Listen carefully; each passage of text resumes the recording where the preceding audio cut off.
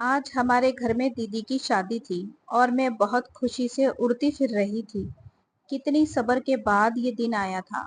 शादी का इंतजाम हमारे घर के पास ही एक पार्क में किया गया था। दीदी की शादी का सालों से इंतजार था, क्योंकि दीदी की उम्र बहुत ज्यादा हो गई थी और रिश्ता नहीं मिल रहा था।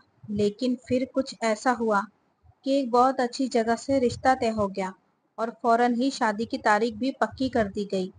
और आज वो दिन आ चुका था। घर के सारे मेहमान शादी के हॉल में चले गए थे। अब बस मैं और छोटा भाई ही बचे थे। हम दोनों भी निकल रहे थे। बारात आने ही वाली थी। हम जैसे ही शादी के हॉल में पहुंचे तो कुछ देर बाद ही बारात आ गई। बारात का स्वागत बहुत ही शानदार तरीके से किया गया।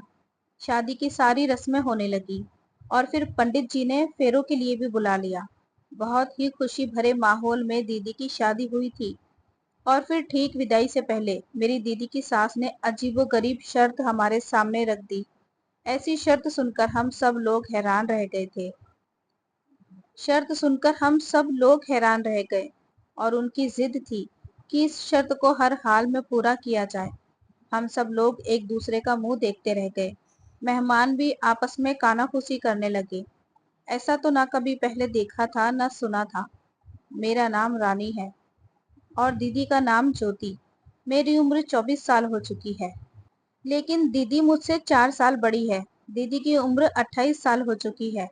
इंटर के बाद दीदी ने पढ़ाई छोड़ दी थी, क्योंकि उन्हें पढ़ाई का कोई ज्यादा शौक नहीं था।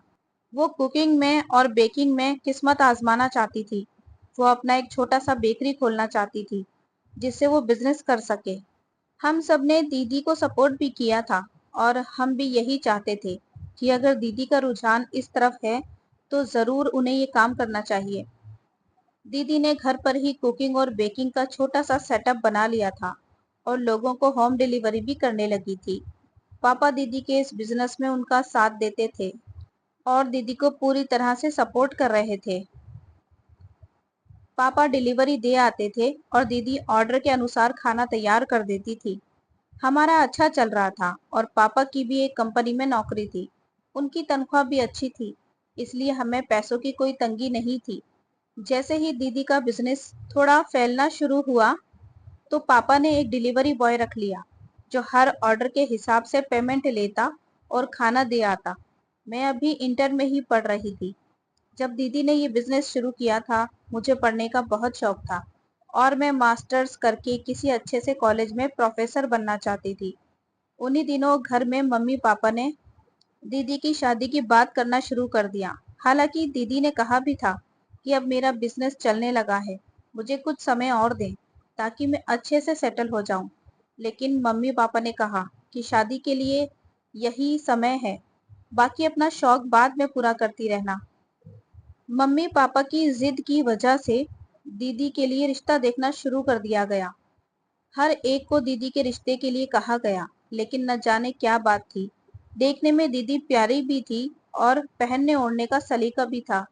पढ़ी लिखी भी थी और सुंदर भी थी, लेकिन फिर भी दीदी का रिश्ता तय नहीं हो पा रहा था। किसी न किसी वजह से बात बनते बनते रह जाती थी। जब हमें लगता कि ये रिश्ता बिल्कुल पक्का हो जाएगा, तभी किसी न किसी वजह से बात रह जाती और हम देखते ही रह जाते। 4 साल मम्मी पापा रिश्ता देखते रहे। कभी कोई किसी वजह से रिजेक्ट कर जाता और कभी कोई किसी वजह से मम्मी पापा को पसंद नहीं आता। दीदी अब चिड़चिड़ी हो गई थी और इन सब सूरत हाल से घर में अजीब सी टेंशन हुई थी। दीदी अपने आप को मुजरिम सा समझने लगी है और अब तो उन्होंने साफ कह दिया था कि मेरा रिश्ता देखने की कोई जरूरत नहीं, बल्कि अब आप लोग रानी का रिश्ता देखें। दीदी ने कह दिया मुझे शादी नहीं करनी है। मम्मी पापा दीदी का दुख समझते थे। रिजेक्ट होना और बार बार होना बहुत बड़ी तकलीफ होती है और दीदी इस तकलीफ से कई बार गुजरी थी। लेकिन मम्मी पापा ये बात स्वीकार करने को तैयार नहीं थे, इसलिए वो लगातार अपनी कोशिशों में लगे हुए थे। लेकिन ये बार बार का रिजेक्ट होना दीदी को दिमागी तौर से दो चार कर रहा था। हमें तो इस बात का अंदाजा ही नहीं था और दीदी किस जज्बाती तोड़फोड़ का शिकार हुई थी, इसका अंदाजा हमें उस दिन हुआ जब दीदी ने एक बहुत ही खतरनाक कदम उठा लिया। कुछ यूं हुआ था कि आज भी दीदी के रिश्ते के लिए कुछ लोग आए थे। देखने में तो वो फैमिली बहुत अच्छी लग रही थी। मम्मी पापा के साथ इधर उधर की बातें चल रही थी कि अचानक उन आंटी ने कहा कि अपनी बेटी को बुलाइए। मम्मी कहने लगी, जी जरूर, मैं अभी बुलाती हूँ। मम्मी ने दीदी को कमरे से बाहर बुलाया, पर दीदी अपने सादा से अंदाज में थी और आकर सोफे पर बैठ गई। तो लड़के की माँ कहने लगी, लड़की तो अच्छी है लेकिन उम्र काफी लगती है। दीदी ने ये बात सुनकर मम्मी की तरफ देखा, लेकिन मम्मी ने इशारे से उसे चुप करने को कहा और दीदी की जगह खुद जवाब दिया। कहने लगी, नहीं, अभी तो सिर्फ 26 की हुई है। लेकिन आंटी मानने को तैयार नहीं थी, शायद इसलिए कि दीदी का शरीर पहले से कुछ भरा भरा सा हो गया था। उनका कहना था कि आपकी लड़की तो कम से कम 32 साल की तो जरूर लगती है। मम्मी पापा चुप होकर रह गए। फिर वो आंटी कहने लगी, आप लोग दहेज में क्या क्या देंगे? इतनी बात सुननी थी कि दीदी एक झटके से उठकर हॉल से बाहर चली गई। आंटी ने उनको बदतमीज समझा और आहिस्ता से उठकर खड़ी हुई और कहने लगी, एक तो ये लड़की इतनी ज्यादा उम्र की है, ऊपर से नखरा भी तो देखो कितने ज्यादा हैं। हमें नहीं करना ऐसी लड़की से शादी। मेरे बेटे के लिए बहुत रिश्ते हैं और इससे कम उम्र और खूबसूरत और ज्यादा दहेज देने वाली लड़कियों के रिश्ते तैयार हैं। वो आंटी मम्मी पापा को बुरा भला बोलते हुए चली गई। उनके जाने के बाद मम्मी भी रोने लगी, क्योंकि ऐसी किसी सूरत हाल का सामना पहले कभी नहीं हुआ था। लेकिन आज तो हद ही हो गई। दीदी भी अलग अपने कमरे में बंद हो गई और मम्मी पापा अलग परेशान से बैठे हुए थे। घर का माहौल बहुत अजीब सा हो गया था। मैं सब कुछ नॉर्मल करने के लिए इधर उधर की बातें करती फिर रही थी। मैं जल्दी से रात के लिए खाना बनाने लगी। उन सबको टेबल पर आने को कहा। मम्मी पापा तो कुछ देर बाद हाथ धोकर आ गए।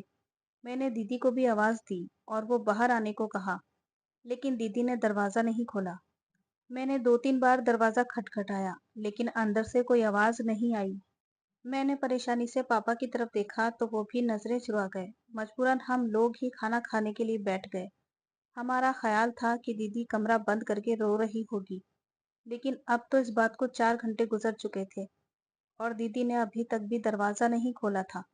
खाने के बाद मैंने दोबारा दीदी के कमरे का दरवाजा खटखटाया और जोर जोर से आवाज भी दी, लेकिन दीदी ने इस बार भी कोई जवाब नहीं दिया।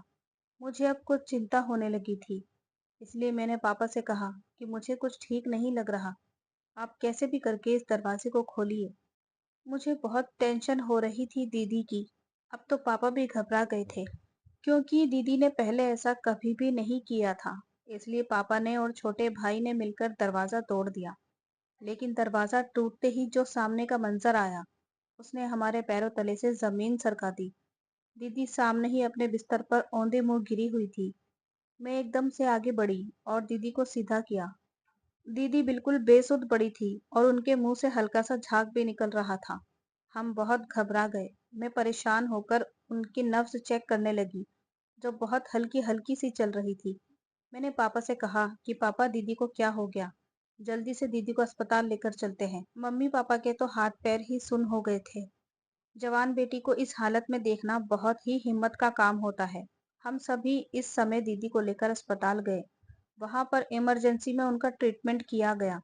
डॉक्टर के अनुसार अगर कुछ देर और गुजर जाती तो शायद दीदी का जिंदा बचना मुश्किल होता। डॉक्टर कह रहे थे कि ये पुलिस केस है, पुलिस को बताना पड़ेगा। लेकिन पापा ने उनकी बहुत विनती की कि हमारी लड़की की बदनामी हो जाएगी। डॉक्टर ने भी मेरे पापा की मजबूरी को समझते हुए पुलिस को इन्फॉर्म नहीं किया। दीदी को सारी रात अस्पताल में ही रखा गया। सुबह तक उनकी तबीयत काफी बेहतर हो गई थी। होश में आने के बाद दीदी ने किसी से कोई बात नहीं की, बस बेआवाज आंसुओं के साथ रोती रही। मैंने भी दीदी को कुछ नहीं कहा, क्योंकि मैं उनके अंदर का दुख जानती थी। बार बार किसी लड़की के लिए रिजेक्ट होना, जबकि उसमें कोई कमी भी ना हो, एक बहुत बड़ी तकलीफ होती है। मैं दीदी के इस दुख को समझ सकती थी। सुबह डॉक्टर के विजिट के बाद हम दीदी को घर ले आए। दीदी ने नींद की गोलियां क्या खा ली। हमारे घर में तो जैसे मौत का सन्नाटा छा गया था। पापा तो खुद को ही मुजरिम समझने लगे थे कि उनकी वजह से उनकी औलाद आज दुख में है। और मैं कभी मम्मी पापा की हिम्मत बढ़ाती तो कभी दीदी को हौसला देती। दीदी को इस तकलीफ से निकालने में 2-3 दिन लग गए। तब हम लोग भी नॉर्मल रूटीन की तरफ वापस आ गए थे।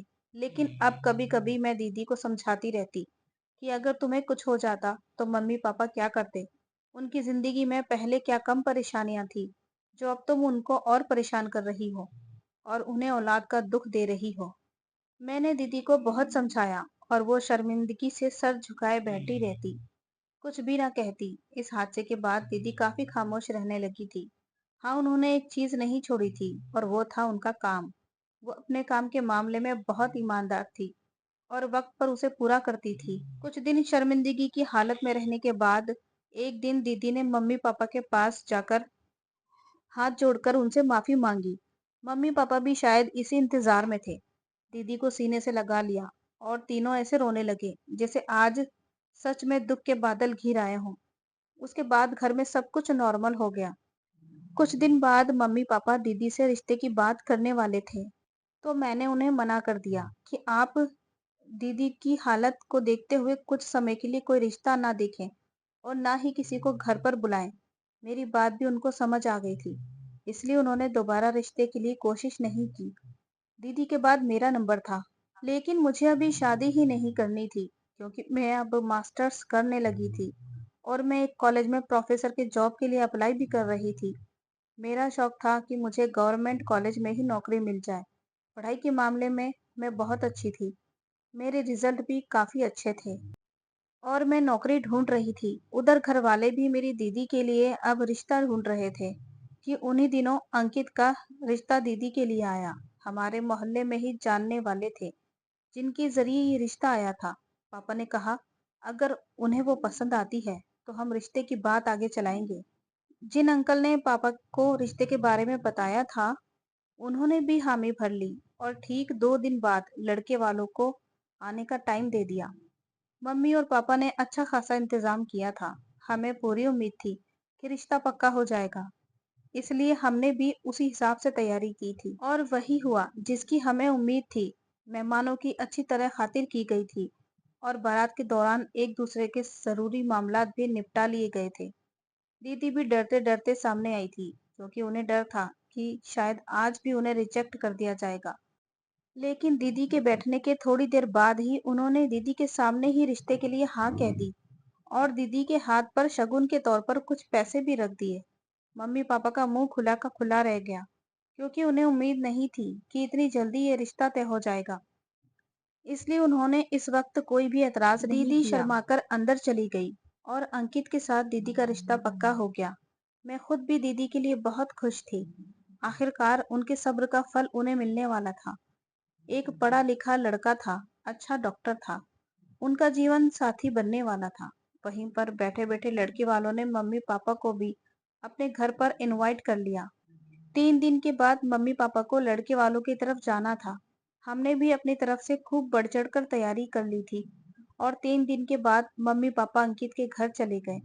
लड़के का घर बार बहुत अच्छा बना हुआ था और ऐशो आराम की हर चीज घर में मौजूद थी। मैं और मम्मी पापा बार बार घर को देखकर खुश हो रहे थे। लड़का भी बहुत ही संस्कारी और मोहब्बत करने वाला था। सब कुछ ठीक था, सब कुछ अच्छा लग रहा था। इसलिए वहीं बैठे बैठे अंकित की माँ ने कहा, बहन जी, मैं आपसे कोई जरूरी बात करना चाहती हूँ। उम्मीद है आप मेरी बात समझेंगे। उन्होंने मेरी माँ से कहा तो मेरी माँ कहने लगी, जी कहिए क्या बात है। तो अंकित की माँ ने कहा कि दरअसल मैं बीमार रहती हूँ, मुझे शुगर और ब्लड प्रेशर है। कब तबीयत खराब हो जाए कुछ पता नहीं चलता। इसलिए मैं चाहती हूँ कि अंकित की दुल्हन को घर ले आऊं और उसका बसता हुआ घर देखकर मैं सुकून से मर सकूं। मेरी बस आपसे यही विनती है कि हमें जल्दी शादी की तारीख दे दें। मम्मी पापा की तरफ देखने लगी क्योंकि ये फैसला मम्मी अकेले नहीं ले सकती थी, इसलिए उन्होंने पापा की राय जाननी चाहिए। पापा भी कुछ सोच विचार करके कहने लगे, ठीक है, जैसी आपकी मर्जी। हमें भी इस बात पर कोई एतराज नहीं, बस हमें तैयारी करने का थोड़ा सा समय दे दीजिए कि हम अपनी बच्ची को अच्छे से इज्जत के साथ विदा कर सकें। पापा ने बात पूरी की तो अंकित की माँ कहने लगी, भाई साहब, आप चिंता बिल्कुल मत करें, हमें दहेज बिल्कुल नहीं चाहिए। आप बस 2 कपड़ों में अपनी बेटी को विदा कर दें, हमारे लिए बहुत बड़ी बात है। आपने अपनी बच्ची हमें दे दी तो समझो सब कुछ दे दिया। आंटी ने बड़ी मोहब्बत से ये बात कही। पापा कहने लगे, ये तो आपकी मोहब्बत और बड़प्पन है, لیکن ہم ایسے اپنی بچی کو بالکل خالی ہاتھ بھی ودا نہیں کر سکتے۔ دنیا کا دستور ہے، سماج کیا کہے گا؟ اس لیے جو اس کے نصیب میں ہوگا اسے مل کر رہے گا۔ یوں باتوں باتوں میں ہی 1 مہینے کے بعد ہی شادی کی تاریخ پکی ہو گئی۔ ممی پاپا بہت خوش تھے، یہ ہمارے گھر کی پہلی شادی تھی اور میری اپنی خوشی بھی دیکھنے لائق تھی۔ میں ہر تیاری میں بڑھ چڑھ کر حصہ لے رہی تھی اور ایک سے بڑھ کر ایک کپڑے خرید رہی تھی۔ دیدی کے لیے بھی میں نے ڈھیر ساری شاپنگ کی تھی۔ انہی دنوں ایک خوشی اور میرے انتظار میں تھی کہ مجھے سرکاری کالج میں جاب مل گئی تھی اور 1-2 دن بعد مجھے کالج جوائن کرنا تھا۔ میری کامیابی دیکھ کر سب بہت خوش ہوئے تھے۔ سارے محلے میں مٹھائی بانٹی گئی تھی۔ میں بھی بہت خوش تھی۔ ایک کے بعد ایک خوشی مل رہی تھی۔ لگتا ہے خوشیوں نے اس گھر کا راستہ دیکھ لیا تھا۔ پاپا نے دیدی کے دہیج کے لیے کچھ چیز تو پہلے ہی خرید رکھی تھی، جبکہ الیکٹرانک کا سامان اور فرنیچر کا سامان موقع پر ہی خریدا جا رہا تھا۔ انکت کے گھر کا طرف پھر ہمارا جانا ہی نہیں ہوا۔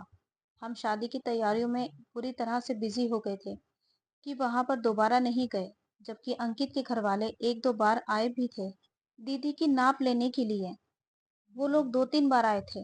آج ہمارا پلان انکت کے گھر کی طرف جانے کا تھا۔ ہم بھی ان کے کپڑوں کا ناپ لینے کے لیے جا رہے تھے، اور دوسرا پاپا نے ان سے یہ پوچھا تھا کہ بارات میں کتنے لوگ شامل ہوں گے۔ اسی سلسلے میں اور پاپا انکت کے گھر کی طرف چلے گئے۔ ہم نے پہلے ہی یہ خبر دے دی تھی، اس لیے آنٹی دروازے پر ہی موجود تھی۔ اچھے سے ہمارا سواگت کیا اور ہمیں اندر بٹھایا۔ انکت کے پاپا گھر پر نہیں تھے، جبکہ انکت گھر پر ہی تھا۔ انکت سے اس کا ناپ لیا اور پاپا نے آنٹی سے پوچھا کتنے لوگ بارات میں شامل ہوں گے۔ آنٹی نے صاف کہہ دیا کہ ہماری طرف سے صرف 15-20 لوگ ہی بارات میں آئیں گے۔ اس کی وجہ یہ ہے کہ ہم آپ پر کوئی تکلیف نہیں ڈالنا چاہتے۔ ہاں، جب ہماری طرف منہ دکھائی کی رسم ہوگی تو ہم یہ رسم کو بھی دھوم دھام سے کریں گے اور شہر کے سب سے بڑے ہوٹل میں کریں گے۔ حالانکہ پاپا نے ان کو کہا بھی تھا کہ آپ جتنے لوگ لے کر آنا چاہتے ہیں آ سکتے ہیں، ہمیں کوئی اعتراض نہیں، لیکن آنٹی نے صاف صاف منع کر دیا۔ کیوں؟ پاپا بھی ان کی خوشی پر مجھے آنٹی کی یہ بات بالکل بھی اچھی نہیں لگی، کیونکہ مجھے ایسا لگا جیسے انہوں نے بڑے غرور بھرے انداز میں ہمیں منع کیا، ورنہ ہم اتنے بھی گرے پڑے نہیں تھے کہ ہم 150 لوگوں کو خاطرداری نہ کر سکیں۔ میں نے راستے میں پاپا سے کہا بھی کہ مجھے آنٹی کی بات اچھی نہیں لگی، انہیں ہماری خوشی بھی دیکھنی چاہیے تھی، لیکن پاپا کہنے لگے ان کی بات بھی ٹھیک ہے، بیٹی والوں پر اتنا بوجھ ڈالنا ٹھیک نہیں، اس لیے انہوں نے منع کر دیا ہوگا۔ اب تم گھر پر جا کر یہ بات اپنی دیدی یا ماں کو مت بتانا، انہیں بھی برا لگے گا۔ پھر میں بھی چپ ہو گئی، لیکن میرے دل میں ایک گانٹ سی پڑ گئی تھی۔ اس کے بعد شادی کی تیاریوں میں لگ گئی اور پھر شادی کا دن بھی آ گیا۔ دلہن بنی میری دیدی بہت خوبصورت لگ رہی تھی۔ لیمن کلر لہنگے میں دلہن بنی دیدی ایسی لگ رہی تھی جیسے آسمان سے کوئی پری اتر آئی ہو۔ میں نے دیدی کو ہمیشہ سمپل سے حلیے میں دیکھا تھا، لیکن آج اس طرح سجے سورے دیکھ کر میں حیران رہ گئی۔ دیدی تو سچ مچ میں ہی پری لگ رہی تھی۔ میں نے فوراً دیدی کی نظر اتاری اور ممی پاپا بھی دیدی کو دیکھ کر مسکرا رہے تھے، لیکن ان کی آنکھوں میں نمی بھی تھی۔ دیدی سے جدائی کا خیال ان کو پریشان کر رہا تھا۔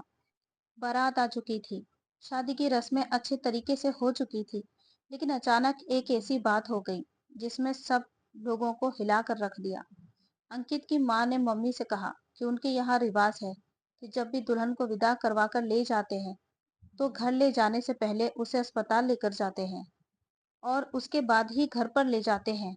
ممی یہ بات سنی تو بہت حیران ہوئی، کہنے لگی ایسا تو پہلے کبھی نہیں دیکھا نہ سنا، یہ کیسا عجیب سا رواج ہے؟ ممی نے ذرا غصے سے کہا، لیکن آنٹی اس بات پر ضد پہ اڑ گئی کہ ان کے گھر کا رواج ہے اور یہ برسوں سے ان کے خاندان میں چلا آ رہا ہے اور وہ اب اس رواج کو ختم نہیں کر سکتی۔ ممی کہنے لگی کہ آپ ایسا کیسے کر سکتی ہیں؟ ایک دلہن بنی لڑکی کو ودا کروا کے گھر لے جانے کی بجائے اسپتال میں لے کر جائیں گے، یہ کیسا رواج ہے؟ آخر اس کی کیا تک بنتی ہے؟ آنٹی کہنے لگی کہ ہمارے یہاں یہی رواج ہے اور آپ کو یہ رواج کرنا پڑے گا۔ ہم نے آج تک اپنی کوئی بات آپ سے زبردستی نہیں منوائی ہے، نہ ہی آپ سے کوئی ڈیمانڈ رکھی ہے، لیکن اب یہ بات تو آپ کو ماننی ہی پڑے گی۔ آنٹی کی بات سن کر ممی چپ ہو گئی۔ بات بڑھتے بڑھتے مردوں تک پہنچ گئی۔ لڑکی کی طرف سے مرد اس حق میں تھے جو ان کی طرف کا رواج تھا اسے ماننا ہی پڑے گا۔ سب یہی کہہ رہے تھے کہ ہمارے گھر کے رواج کے مطابق لڑکی پہلے اسپتال لے کر جایا جائے گا، اس کے بعد گھر جائے گی، لیکن ممی پاپا اس حق میں بالکل نہیں تھے۔ وہ یہی کہہ رہے تھے کہ ابھی آپ ودا کروا کے گھر لے جائیں، بعد میں اسے اسپتال لے کر چلے جائیں، لیکن وہ لوگ کسی بھی طرح سے راضی نہیں ہو رہے تھے، اور پھر آخر میں فیصلہ لڑکے والوں کے حق میں لیا گیا، کیونکہ ممی پاپا کو بھی ڈر تھا کہ کہیں اس معمولی سی بات کو بہانہ بنا کر وہ شادی کو نہ توڑ دیں۔ حالانکہ ان کا دل کسی بھی طور پر اس بات کے لیے نہیں مان رہا تھا، لیکن ان کی مجبوری تھی کہ لڑکے والوں کی بات ان کو ماننی پڑی، اور پھر دیدی کی وداعی کر دی گئی۔ دیدی کو کار میں بٹھایا اور آنٹی، انکل اور انکت، بارات کے دوسرے لوگ ان کے ساتھ ہی چلے گئے۔ ممی پاپا بھی پیچھے پیچھے دیدی کے اسپتال چلے گئے۔ ہمیں کچھ بے چینی سی لگ رہی تھی، دیدی کو اس طرح اکیلے اسپتال بھیجنے میں ڈر بھی لگ رہا تھا۔ دیدی کو سب لوگ آپریشن تھیٹر میں لے کر چلے گئے۔ کچھ لوگ آپریشن تھیٹر میں لے کر چلے گئے۔ کچھ دیر بعد ہم نے دیکھا کہ لڑکے کے گھر والوں کے سارے مرد ڈاکٹری کپڑوں میں تھے، اور وہ سبھی آپریشن تھیٹر میں چلے گئے۔ ممی اور میں حیران پریشان بیٹھے ہوئے تھے۔ ہم سے انتظار نہیں ہو رہا تھا، لیکن مجبوری تھی، ہمیں یہیں بیٹھنا تھا۔ میں بے چینی سے ادھر ادھر ٹہلنے لگی، لیکن کچھ دیر بعد تو مجھے صبر نہ ہوا اور میں آپریشن تھیٹر کا دروازہ کھول کر اندر چلی گئی۔ میرے پیچھے پیچھے میری ماں اور پاپا بھی اندر آ گئے، لیکن اندر آ کر تو میرے پیروں تلے سے زمین ہی کھسک گئی۔ آپریشن تھیٹر خالی تھا، وہاں پر کوئی بھی نہیں تھا۔ میں اور ممی پاپا حیران پریشان رہ گئے۔ میں بھاگ کر باہر آئی۔ وہاں پر موجود اسٹاف سے میں نے پوچھ تاچھ کی، لیکن کسی کو اس بارے میں کچھ بھی نہیں معلوم تھا۔ ہم نے خود ان سب کو آپریشن تھیٹر جاتے دیکھا تھا، لیکن انہیں باہر نکلتے ہوئے نہیں دیکھا۔ میں نے سارا اسپتال چھان مارا، ایک ایک اسٹاف سے پوچھ لیا، لیکن کسی کو کچھ بھی نہیں پتا تھا۔ ہم بہت پریشان ہو چکے تھے۔ ممی نے تو رونا دھونا شروع کر دیا تھا۔ آخر یہ کیا معاملہ تھا؟ کچھ دیر سمجھ نہیں آ رہا تھا۔ رو رو کر میری ماں کا بی پی ہائی ہو گیا، ان کی طبیعت خراب ہو گئی۔ ممی کو وہیں اسپتال میں ایڈمٹ کروایا گیا۔ میں اور پاپا سڑکوں پر نکل کر کھڑے ہوئے تھے، لیکن نہ تو دیدی کا کہیں پتا چل رہا تھا، اور نہ ہی انکت کا، اور نہ ہی اس کے گھر والوں کا۔ ہم اس کے گھر گئے، پر وہاں پر بھی تالا پڑا ہوا تھا۔ پڑوس والوں سے پوچھنے پر پتا چلا کہ انہوں نے ایک ہفتے پہلے ہی یہ گھر خالی کر دیا تھا۔ اب تو پاپا کی طبیعت بھی خراب ہونے لگی تھی۔ آخر ان کی جوان بیٹی کا معاملہ تھا، وہ لوگ نہ جانے دیدی کو لے کر کہاں چلے گئے۔ ہم نے آس پاس کے لوگوں سے بھی پوچھا، لیکن کسی کو ان لوگوں کے بارے میں کچھ بھی نہیں معلوم تھا۔ سب نے یہی کہا کہ وہ لوگ تو ایک ہفتہ پہلے ہی یہاں سے چلے گئے ہیں۔ یہ گھر انہوں نے کچھ مہینے پہلے ہی کرائے پر لیا تھا، اور ان کے لڑکے کی شادی ہے، ایسا تو ہمیں کسی کو بھی پتا نہیں تھا۔ پریشان سے ہم واپس اسپتال آ گئے۔ اب تک ممی کی طبیعت ویسی کی ویسی ہی تھی۔ میں اور پاپا وہیں پر ممی کے پاس بیٹھ گئے۔ ساری رات ہماری کیسے گزری یہ ہم ہی جانتے تھے۔ بھگوان کا شکر ہے کہ صبح تک ممی کی حالت ٹھیک ہو گئی تھی، تو ڈاکٹر نے چیک اپ کر کے انہیں چھٹی دے دی۔ ہم لوگ گھر لوٹ آئے۔ خالی گھر کاٹنے کو دوڑ رہا تھا۔ ہم لوگ ہال میں بیٹھ گئے، جیسے ہی اپنی ساری جمع پونجی لٹا بیٹھے ہوں۔ ایک دوسرے سے نظریں چرائے ہم اپنی اپنی سوچوں میں گم تھے۔ دیدی کے بارے میں ابھی تک کچھ بھی پتا نہیں چلا تھا، اور ایک ایک پل ہمارے اوپر بھاری پڑ رہا تھا۔ بے شک ہم نے ان کی شادی کر کے ان کو ودا کر دیا تھا، ہوئی تھی، اس بات نے ہمیں پریشان کر دیا تھا۔ اور وہ لوگ کیسے ایک ہفتہ پہلے ہی گھر چھوڑ دیے تھے، نہ جانے کہاں پر رہ رہے تھے، اور دیدی کو کہاں لے کر گئے تھے۔ آخر ان کا مقصد کیا تھا؟ یہ سوچ سوچ کر ہی ہماری روح کانپ رہی تھی۔ اچانک ہی میرے دل میں خیال آیا، اور میں نے پاپا سے کہا کہ پاپا، پولیس میں رپورٹ کروا دے، یہ نہ ہو کہ دیدی کو کوئی بڑا نقصان ہو جائے۔ میں نے کہا تو پاپا کہنے لگے، اس طرح تو ہماری بدنامی ہو جائے گی۔ پہلے ہی اس کے بارات میں جو کچھ ہوا، لوگوں نے کتنی باتیں بنائی، اور پھر اگر میں پولیس میں رپورٹ کروں گا تو جگہ جگہ ہمارے چرچے ہونے لگیں گے۔ لیکن میں نے کہا پاپا، دیدی کے بارے میں بھی تو سوچنا ہوگا۔ اگر ہم بدنامی کو لے کر بیٹھے رہے تو ایسا نہ ہو کہ کہیں دیدی کی جان کو خطرہ ہو جائے۔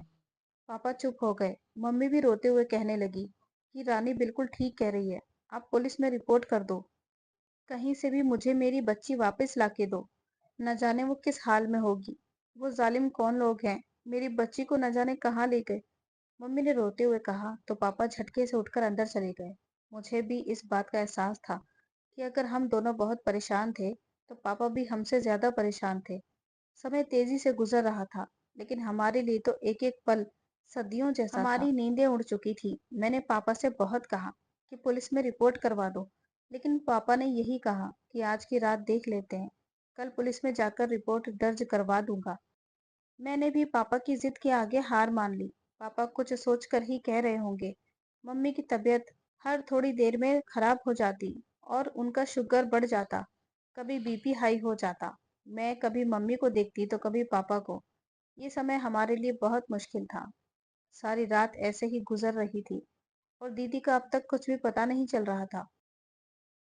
اگلے دن کی صبح ہمارے لیے بالکل بھی روشن نہیں تھی۔ پاپا بے چینی سے اندر باہر ہو رہے تھے، جبکہ ممی اپنا بی پی ہائی کی وجہ سے لیٹی ہوئی تھی اور میں پریشانی سے بیٹھی ہوئی تھی۔ نہ جانے میری دیدی کس حال میں ہوگی اور کہاں ہوگی۔ سارا دن اسی طرح سے گزر گیا اور میں نے پاپا سے اس بارے میں بات پر لڑائی شروع کر دی کہ آپ پولیس میں کمپلینٹ کیوں نہیں کر رہے؟ ایسے ہاتھ پہ ہاتھ دھرے بیٹھے رہنے سے کچھ نہیں ہوگا۔ پاپا بھی اب میری بات سے راضی لگ رہے تھے۔ ابھی وہ تھانے جانے کی تیاری کر ہی رہے تھے، اتنے میں دروازے پر دستک ہوئی۔ میں نے حیرانی سے پاپا کی طرف دیکھا، پتہ نہیں اس وقت کون آیا ہوگا۔ میں دروازے کی طرف آئی، لیکن دروازہ کھولتے ہی مجھے سامنے دیدی کا چہرہ نظر آیا اور میں چیخ مارتے ہوئے ان سے لپٹ کر رونے لگی۔ لیکن دیدی اتنی دیر میں ہی میری بازو میں بے ہوش ہو چکی تھی۔ میں نے فوراً چلا کر پاپا اور ممی کو بلایا۔ وہ دونوں بھاگے ہوئے آئے۔ دیدی کو دیکھ کر دونوں ہی بہت حیران ہوئے۔ پہلے تو بھگوان کا دھنیواد کیا، لیکن جب دیدی کو بے ہوش دیکھا تو پریشان ہو گئے۔ اٹھا کر اندر لے گئے۔ اس کے کچھ دیر بعد دیدی کو ہوش آیا، لیکن دیدی کا رنگ پیلا پڑ چکا تھا۔ ایسا لگ رہا تھا وہ جیسے برسوں کی بیمار ہو۔ ہوش میں آتے ہی دیدی نے اپنے پیٹ کے داہنی طرف ہاتھ رکھا ہوا تھا اور ان کے چہرے پر تکلیف کے آثار تھے۔ میں نے دیدی سے پوچھا، دیدی کیا ہوا؟ کیا پیٹ میں درد ہو رہا ہے؟ میرے پوچھنے پر وہ نہ میں سر ہلانے لگی اور پھر انہوں نے اپنے سوکھے ہونٹوں پر زبان پھیرتے ہوئے مجھ سے پانی مانگا۔ میں نے جلدی سے کچن میں جا کر پانی لے کر آئی اور دیدی کو پلانے لگی، لیکن دیدی سے تو اٹھا بھی نہیں جا رہا تھا، اس لیے وہ لیٹے لیٹے ہی پانی پینے لگی اور گلاس رکھ دیا اور پھر دوبارہ سے بے سدھ ہو کر لیٹ گئی، جیسے ان کے شریر میں جان ہی نہ بچی ہو۔ ہم تینوں بہت پریشان تھے اور اسی پریشانی میں دیدی کو دیکھ رہے تھے۔ آخر انہیں کیا ہوا تھا؟ میں نے دیدی سے کہا، دیدی کچھ تو بتاؤ، آخر کیا بات ہے؟ میں نے دیدی سے کہا تو دیدی نے دھیرے سے کہنا شروع کیا۔ دیدی نے بتایا کہ مجھے ودا کر جب اسپتال لے جایا گیا تو سیدھا آپریشن تھیٹر میں لے گئے۔ میں یہ دیکھ کر بہت ڈر گئی تھی اور پریشانی سے بار بار پوچھ رہی تھی کہ آخر مجھے یہاں پر کیوں لایا گیا ہے، لیکن میری بات کا کوئی بھی جواب نہیں دے رہا تھا۔ اور اتنے میں ہی انکت اور اس کے گھر والے آپریشن تھیٹر میں ہی چلے آئے۔ ان میں سے کسی ایک نے مجھے کچھ سنکھا کر بے ہوش کر دیا۔ اس کے بعد مجھے ہوش نہ رہا۔ نہ جانے کس طرح مجھے اسپتال سے نکال کر مجھے خالی مکان میں لے گئے۔ مجھے اس بارے میں کچھ خبر نہیں، لیکن جب مجھے ہوش آیا تب ہلکی ہلکی آنکھوں سے میں نے دیکھا کہ یہ پرانا سا گھر تھا۔ مجھے ایک بستر پر لٹایا ہوا تھا اور میرے پاس ایک ٹیبل کے اوپر کچھ چیزیں پڑی تھی، جس طرح کے ڈاکٹری سامان ہوتے ہیں۔ میں انکت کو اپنے اوپر جھکے ہوئے دیکھ رہی تھی، لیکن مجھے اس وقت کوئی احساس نہیں تھا، کیونکہ میں شاید کسی دوا کے اثر میں تھی اور میں دوبارہ بے ہوش ہو چکی تھی۔ اور پھر نہ جانے کتنے گھنٹے بعد مجھے ہوش آیا۔ تیز درد کی ایک لہر میرے شریر میں دوڑ گئی تھی۔ اپنے دائیں طرف ہاتھ رکھ کر زور سے چلائی، لیکن اس وقت یہاں پر شاید کوئی بھی موجود نہیں تھا کہ میری چیخ سن کر وہ آتا۔ میں ابھی بھی اسپتال کے بیڈ جیسے بستر پر پڑی تھی اور میری ٹانگیں باندھی گئی تھی، کیونکہ اس وقت میں حرکت نہیں کر پا رہی تھی۔ میرا ایک ہاتھ بھی بندھا ہوا تھا۔